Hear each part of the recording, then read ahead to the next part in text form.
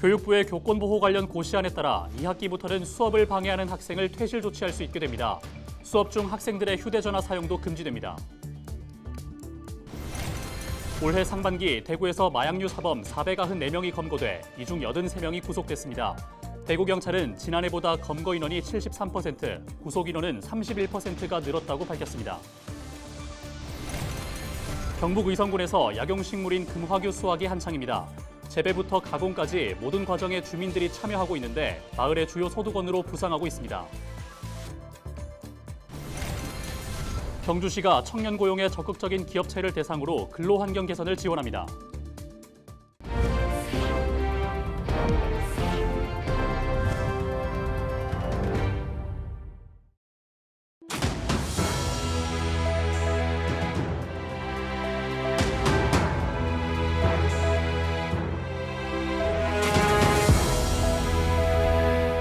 시청자 여러분 안녕하십니까? 헬로티비 대구 경북 뉴스입니다.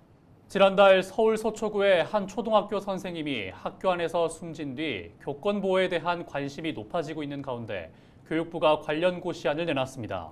2학기부터는 긴급한 상황을 제외하고는 학교 수업 중 학생들의 휴대전화 사용이 금지되고 수업을 방해하는 학생은 교실 밖으로 퇴실 조치도 가능해집니다.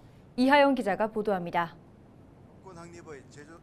교육부가 교권 확립과 학생들의 학습권을 보호하기 위한 교원의 학생 생활 지도에 관한 고시안을 발표했습니다. 이번 고시안에는 수업 중 학생들의 휴대전화 사용 금지 원칙이 담겼습니다.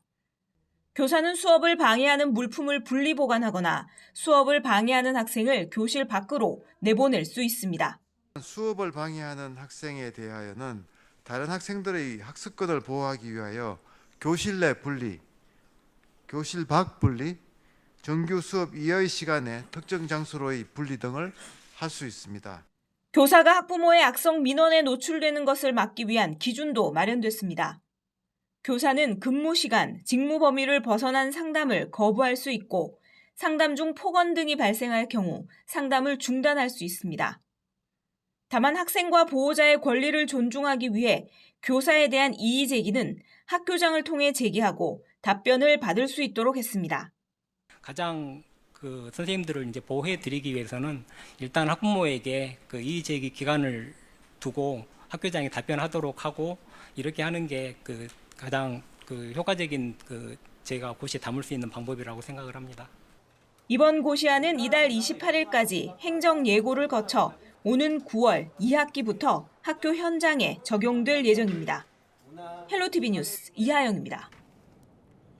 올해 상반기 대구에서 마약류 사범 494명이 검거됐습니다. 대구경찰은 이 가운데 83명을 구속해 검거 인원과 구속 인원 모두 늘었다고 밝혔습니다. 유형별로는 마약류 투약과 소지 등이 44%로 가장 많았고 판매책이 35%로 나타났습니다. 연령별로는 20대가 34%로 가장 많았습니다. 또 10대가 36명으로 지난해 같은 기간보다 7배 늘었는데 대부분 다이어트약 구매 사례였다고 경찰은 설명했습니다. 경주시가 청년 고용에 적극적인 기업체를 대상으로 근로환경 개선을 지원합니다.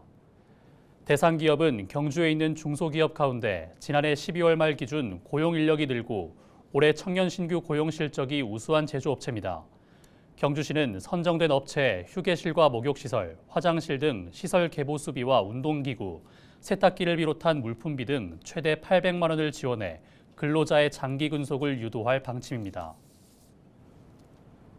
오전 시간에만 피었다가 져서 반일초라는 별칭이 있는 식물이 있습니다. 바로 금화규입니다. 한때 멸종 위기였는데 지금은 지역에서 특용작물로 인기를 얻기 시작했습니다. 경북 의성에서는 재배부터 가공까지 하는 영농조합도 만들어 수익화에 나서고 있습니다. 홍하영 기자가 취재했습니다. 경북 의성군 사곡면. 농민들이 손바닥보다 큰 노란 꽃잎을 따는데 여념이 없습니다. 이 꽃의 이름은 금화규로 황금해바라기라는 별칭도 가지고 있습니다. 농민들이 하나하나 수확한 꽃은 꽃받침과 수술을 떼어내는 작업을 거칩니다.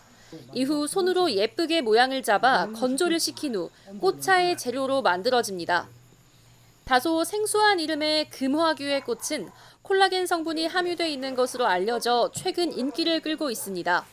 또 꽃잎의 황산화 성분 등을 추출해 화장품을 만들기도 합니다. 잎도 활용도가 높습니다. 면역력 증진을 이유로 잘 말린 후 가루로 만들어 밥과 찌개, 술 등에 넣어 먹기도 합니다. 이런 장점이 조금씩 입소문을 타면서 온라인으로 소량으로 판매하는 곳도 생겼습니다.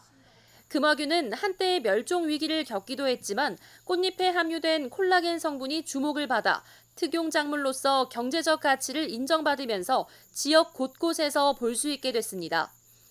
의성 사곡면에서 설립된 영농조합은 최근 예비 마을 기업으로 지정됐습니다. 주로 마늘과 자두 농사를 지어왔던 지역 농민들은 금화규가 새로운 수익 모델이 될 수 있을 것으로 기대하고 있습니다. 우리가 어떻게 가공하고 개발하고 홍보하냐에 따라서 충분히 가능성이 있고 일자리 창출이나 또는 관광산업으로 이 치유 마을 관광산업으로 발전한다 그러면 충분히 부유한 농촌으로 만들 수 있다고 생각합니다. 의성군도 지역 농가의 수익을 다양화할 수 있을 것으로 보고 있습니다. 현재 의성군에서는 농식품부의 종균을 활용한 발효식품 산업 지원 공모 사업을 통해 금화규 산업화를 위해 적극 노력하고 있는데요. 금화규를 활용한 새로운 소득 자원과 농업 부가가치 창출을 위해 적극 지원하도록 하겠습니다. 지역에서는 기능성 작물로서뿐만 아니라 체험 농장을 만들어 금화규를 보고 즐길 수 있는 관광 아이템으로 활용한다는 계획입니다. 헬로티비 뉴스 홍아영입니다. 한 주간 발생한 뉴스를 재정리해보는 시간입니다. 지난 한 주 동안 주요 이슈는 뭐가 있었는지 이상원 뉴스민 기자를 통해서 이야기 나눠보겠습니다. 화상 연결해봅니다. 안녕하십니까? 네, 뉴스민 이상원 기자입니다. 네, 우선 지난 한 주 동안 발생한 주요 이슈부터 종합해 주시죠. 네, 대구시가 수수료 부당 징수 여부를 조사해달라며 택시 호출 플랫폼 카카오 모빌리티를 공정거래위원회에 신고했다는 뉴스부터 살펴보고요.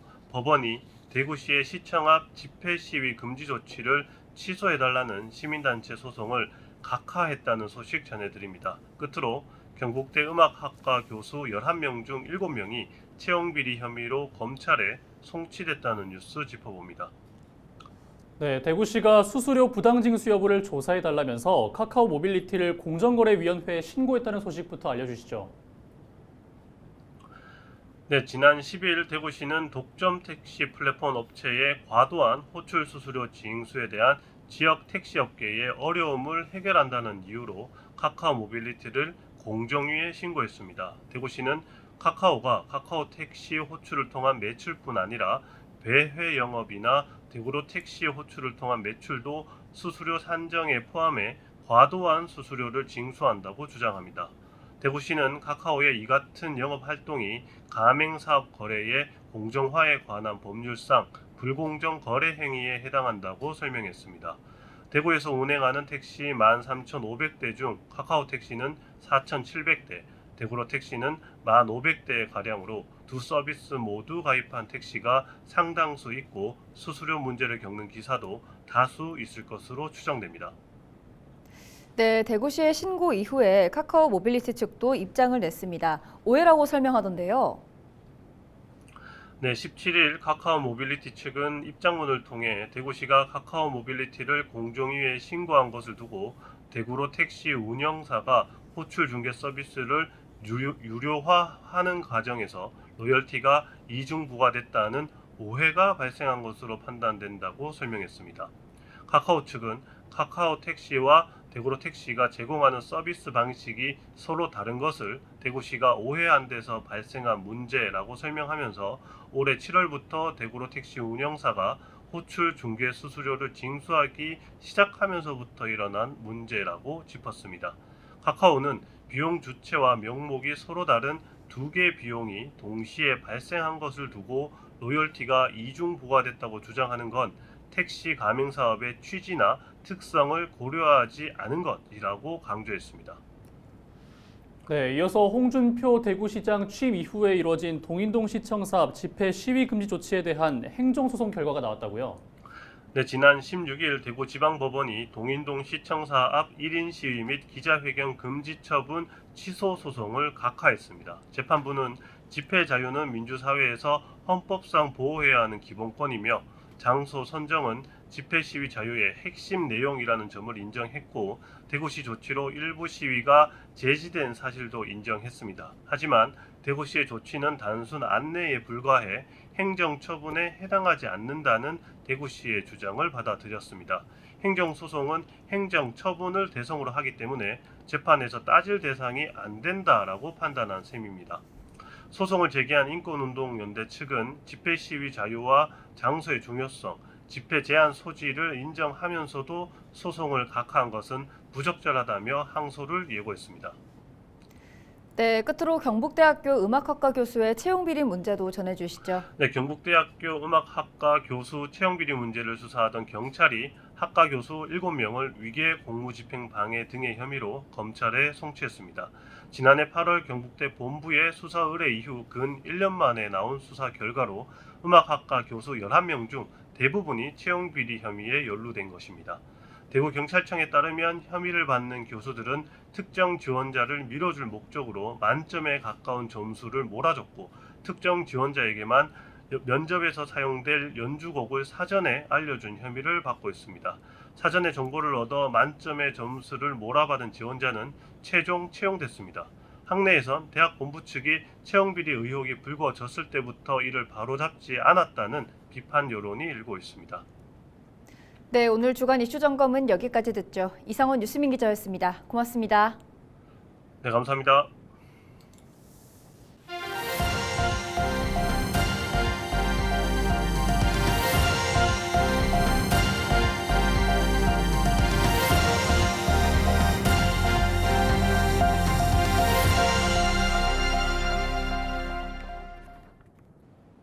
여름 막바지에 접어들고 있지만 연일 푹푹 찌는 무더위가 이어지고 있습니다. 야외에서 일하는 배달 노동자들은 그야말로 더위와 사투를 벌이고 있는데요. 이들이 더위를 피할 수 있도록 쉼터가 마련되어 있긴 하지만 그림의 떡이라고 합니다. 김신혜 기자가 한 배달 노동자를 따라가 봤습니다. 10년째 배달 일을 하고 있는 김재국 씨. 한 가게에서 음식을 받아 오토바이에 오릅니다. 도로 위를 달려 도착한 곳은 10분 거리의 한 빌라. 엘리베이터가 없어 계단을 올라 음식을 배달합니다. 잠시 쉴 틈도 없이 다음 배달을 위해 뜨거운 아스팔트 위를 달립니다. 이날 서울 전역에는 폭염주의보가 발효됐습니다. 버스 뒤에 가면 매연 때문에 열기가 더 많이 오르고요. 그 서 있을 때 차들 밑에서 올라오는 열기 때문에 좀 숨쉬기가 힘들 경우가 많죠. 배달을 시작한 지 3시간. 온몸은 금세 땀범벅이 됐습니다. 헬멧까지 쓰고 있어 숨쉬기조차 어렵습니다. 온도를 재봤더니 40도가 넘습니다. 열기가 머리로 뻗쳐나가야 되는데 못 뻗쳐나가고 갇혀있잖아요. 그러니까 계속 열기가 도는 거죠, 머리 쪽에서는. 평균 그냥 가만히 있어도 더운 것보다 한 3-4배는 더 덥다고 봐야죠. 쉴 틈이라곤 가게에서 음식 나오기를 기다리는 잠깐뿐입니다. 가끔씩 일반 가게들 가면 에어컨을 세게 틀어놓는 가게들이 있어요. 그런 가게들 가면 시원하죠. 어떻게든 에어컨 앞에로 조금이라도 더 가려고 노력해야지 시원하려고. 서울시를 비롯해 전국 지자체들은 이동노동자 쉼터를 운영하고 있습니다. 쉼터에는 얼음물과 소파 등이 비치돼 있습니다. 하지만 배달 노동자들에겐 이런 것들조차 사치로 느껴집니다. 잠시라도 배달을 멈추면 그만큼 돈을 벌지 못하기 때문입니다. 콜드룸은 나가야 되고 진짜 쉬려고 마음 먹고 몇십 분 쉬어야지 하고 들어가지 않는 이상은 계속 대기하는 시간이 많으니까 그 시간이 아까운 거죠. 올여름 전체 온열 질환자의 10% 이상이 도로 등 길가에서 발생했습니다. 배달 노동자들은 폭염이나 폭우 등 기상 여건으로 인해 배달을 할 수 없을 때를 일시적 실업 상태로 간주해 통상 수입의 70%를 지급할 것을 요구하고 있습니다. 헬로티비 뉴스 김신혜입니다.